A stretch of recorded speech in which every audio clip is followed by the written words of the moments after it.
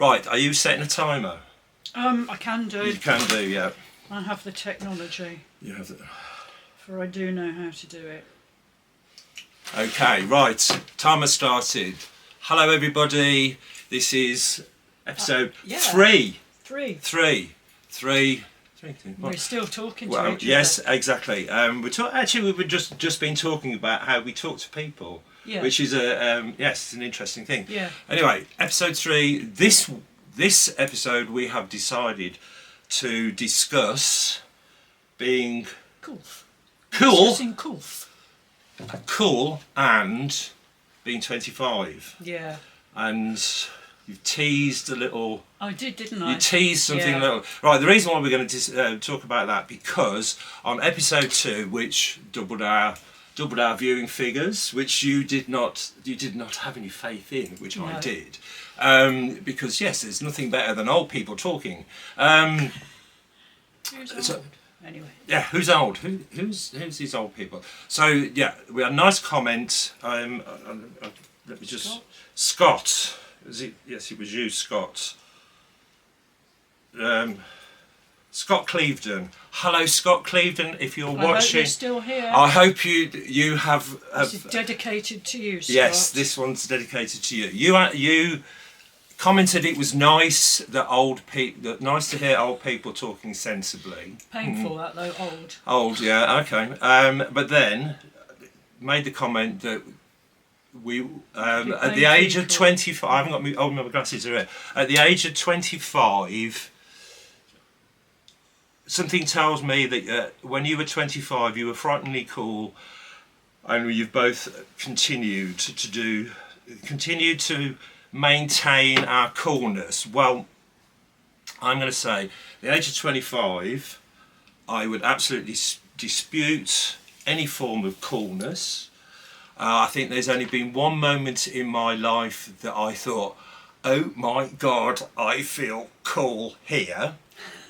But the rest of the time, hell no, not at all. But well, my take on it is completely different, because I don't think it's how you feel that counts; it's people's perception of you. Yes. And the reason I'm saying that particularly is because I have a friend who, and it's not relating to cool necessarily, but she referred to me way after we'd finished our college years as being one of the fanciables. Okay. When we were at college, which I was completely unaware of any such status at all. But I think that cool is the same. That cool is how other people read you, not how you feel in yourself. And the more you try, if you're striving for cool, you won't achieve it. Yes, I think it's one of those things you do see in other people. You've either got it or you haven't, and some people, it doesn't matter how hard they try, they'll get less and less close to being cool forever. You've got it or you haven't, and I suspect you have it most of your life, it's just you didn't see it. Okay. I'd be happy to go along with that statement, but it's just knowing who I am. Yeah, but that's irrelevant. Yeah. I just know that I'm a bit of a twat. Well, yeah, but you can be a cool twat. Cool twat, yeah. The thing that I find quite amusing, and especially, and it's happened a lot in the last 7 or 8 years, because I'd say definitely 10 years ago, I was 20 stone. And I was okay with it, but other people, like doctors, weren't. And I didn't do a diet, but I went on this thing called the expert course, and it was just, I looked at what I was eating, when I was eating, decided, and I do like cooking, so I cooked more. And one of the biggest things that I cut out of my diet was milk, and finding out now that I was lactose intolerant slightly, but I used to drink a ton of milk, which I always thought was just invisible. Was it invisible calories? Because it was mostly water. Yeah, but however, it's not. No. So anyway, that changed. I lost. I think at most it was 5.5 up to about 6 stone. I have gained some since. So You wouldn't get the bikini jobs without that, though, would you? exactly, yes. We'll talk about that hopefully in this 20 minutes or maybe another time. So anyway, so what has happened now? I find people when they, even if they've seen me fairly recently, the first comment they will make is "You've lost weight," and it's like, how fucking big did you think I was? But don't you think people actually say that? Oh, it's Just a it's throwaway. supposed to be a compliment. Yes. Unlike my fat friends who have said to me, "You're too thin." Oh, of course. When I wouldn't ever say to them, "You are too fat." Yeah. But people just say it because it's like, But you look well, even if Yes. you don't. Yes. Yeah. It's one of those. It's one of those phrases that people. For me, it's an opener for a Yeah. conversation. In my head, I think it's a really, really poor one. Yeah, But I just bought bigger trousers. yeah, and there was a couple.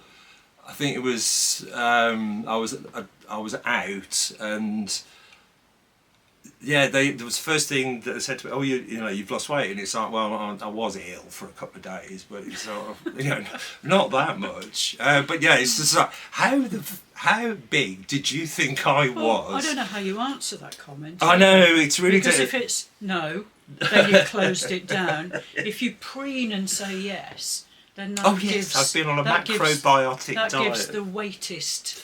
Yeah. Comment, a bit more. Yeah. Hello. It's just fine for me. I'm good with that. Nice to see you. Nice to see you. Yeah, but yeah, exterior.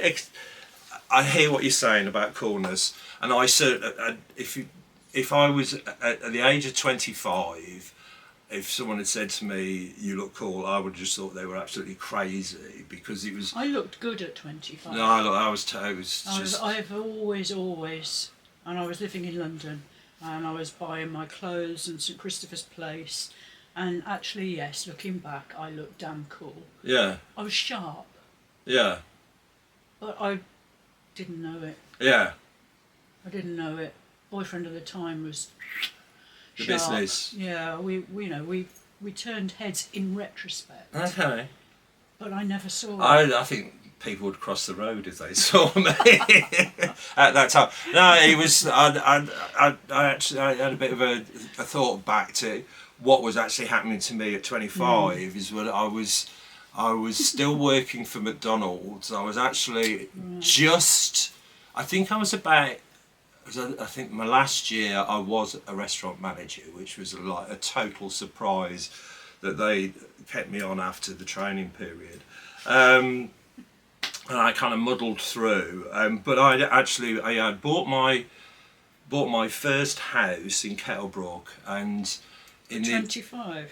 I'd actually had it about a year. I think I was really about young. 24.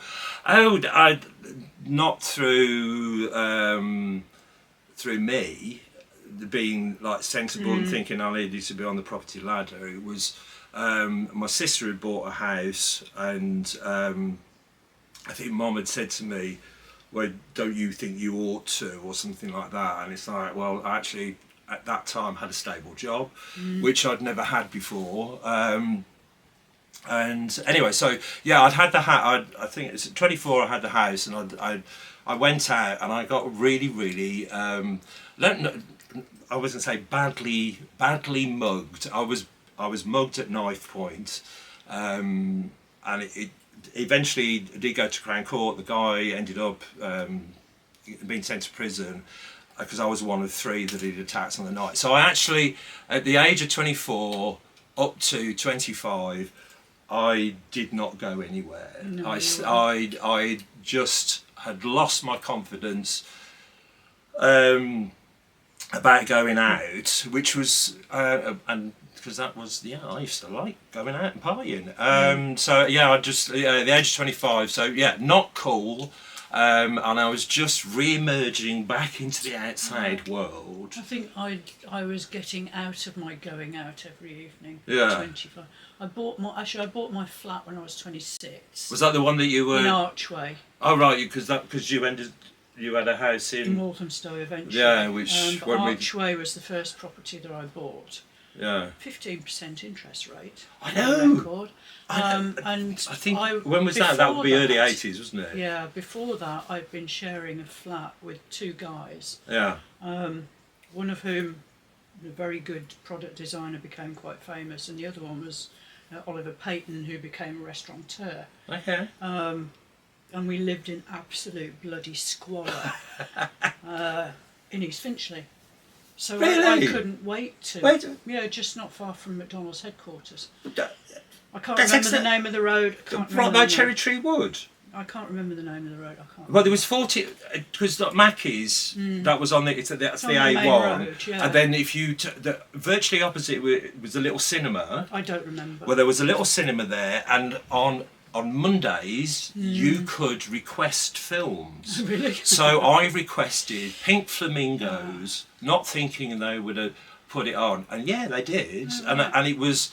I think there was me and two other people, but Yeah. but if you right opposite the Mackey's thing, no, there was I a walkway when that went down to Cherry Tree Don't Wood remember. while I was in England Road, and that connected up to 40 Screen Road, which went towards Muswell Hill. Yeah. No, it was an absolute shithole. Yeah. It was ghastly. But sharing with those two was sort of interesting because Ollie was running a club night in Brighton once a week. Yeah. And working as a hod carrier Okay. in the olden days. God knows what he's doing now. But anyway. Yeah. And then, yes, was desperate to buy my own place.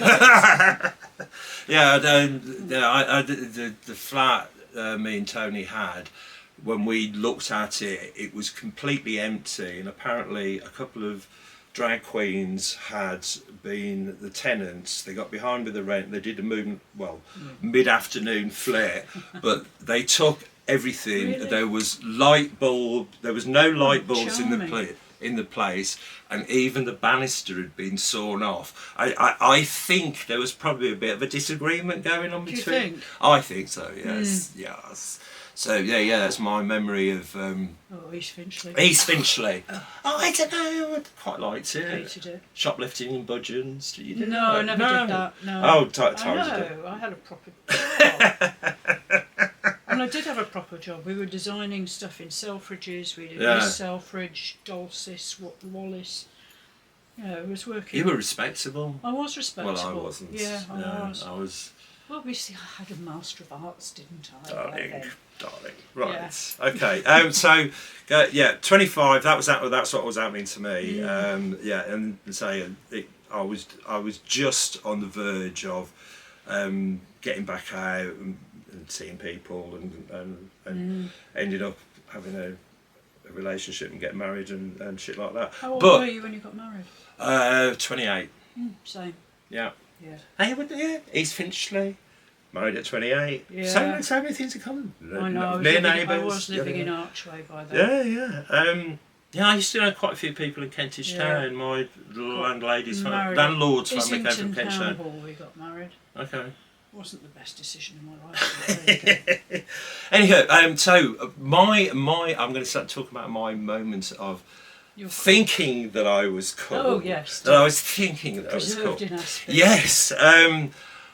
When Martin and I were seeing each other, which was about 15 years ago, and he was DJ. Well, is DJ, and he was in the sort of. It was Duo Vision hadn't done an exhibition now, which is how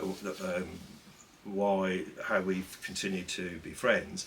But anyway, I got an invite. Well, it was while I was down for the weekend. Martin said, "Do you fancy going down to be security for Jarvis Cocker while he was?" Oh, this makes it so good. This is, Jarvis Cocker at a night called Ducky, the Elephant and Castle, and of course I struggled for an answer.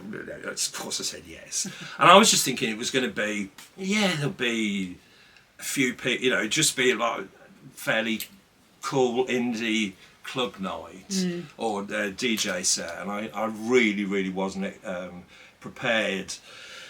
Well, no, it was just much more fun than I thought, and so the vibe was entirely different. So anyway, Ducky, alternative club night, love things like that. It's all sort of very, very, very random. The people that go, and it was my first ever experience of meeting a masker, which I was totally fascinated, and I wanted to know loads and loads. I had loads and loads of questions, which weren't answered because the masker, I think, went under the name of J Cloth, which I thought was marvellous.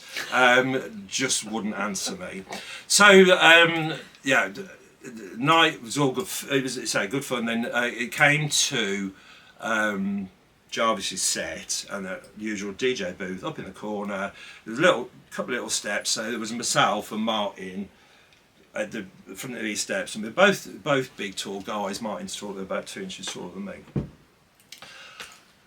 Jarvis, I mean, people go Jarvis, and like that. But then when he started playing, they were rabid. They was absolutely insane. They were just clawing at the DJ, and it was like I was being pushed around and everything like that, and they were just trying to get access to him. And it's like, he's a nice guy. He's a really nice guy. But tearing apart though. But yeah, exactly. So the music was good. People are uncool. Yes, I know. That is why you knew you were cool, because they were not. No, it was afterwards. After the set was finished, I went outside because it was a summer night, and I was standing around, and I was wearing I'm not going to say new, it was a new old jacket that I'd bought from a charity shop for £5, and I bought it because I really liked the lining. It was a black jacket, but the actual lining was orange and black, and it was all these long, kind of computery style. It's upstairs somewhere because I haven't got it on Vinted. I'm not going to sell that. But anyway, I was standing outside, and one of the other hosts for the night, other than J Cloth, was Amy LeMay, and I really like her. And she comes up to me and she said, "Oh, honey, I absolutely love your jacket. Where did you get it from?" And I'm sure she was thinking that I was going to say somewhere like, and I couldn't have said Westwood or anything like McQueen, darling, Dior. And it was just like, I got to tell her it was £5 from cancer research in Middle Entry in Tamworth. And it was, all I'd done is I'd turned it inside out, and I'd cut off the inside, the labels, and things like that. So yeah, that was my moment of cool. Actually, that was it.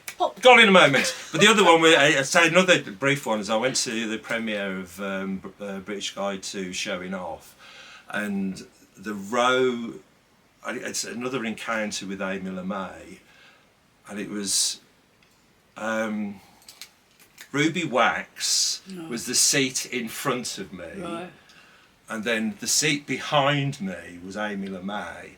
And Ruby and Amy were having a conversation between me, and it was like, how the hell did I end up here? It was really good, and I can highly recommend British Guide to Showing Off, wonderful film about the alternative Miss World, and Andrew Logan, of which I'm a huge fan of. So it's, okay. Yeah. So cool is. Cool. So have you had a moment like that? But I am cool. You are cool. Okay. And I'm fairly comfortable in that fact these days. Okay. And if people don't see it, they're wrong. Yeah. I don't know. I've been around myself for 64 3/4 years, and God don't know. The moments where I've shaken myself are when someone has recognised me or come up to me and said, "I follow you on Instagram." And that is I'd like that, because there would be that. It would be a really niche group. Birmingham Airport. It happened to me when someone shouted "Thin Latin Moose" across the car park at Heathrow. That's cool. And I thought, okay, this is enough. I wouldn't want to be people pouring at me like Jarvis, but no, not at all. No, I've been recognised. It's better than being irrelevant. Yes. Maybe I am irrelevant, but no, it's not at all. It's affirming, and I know we're supposed to be self-affirming, but you know what? Who is? Yeah. I've been recognised on the tobacco counter in Sainsbury's.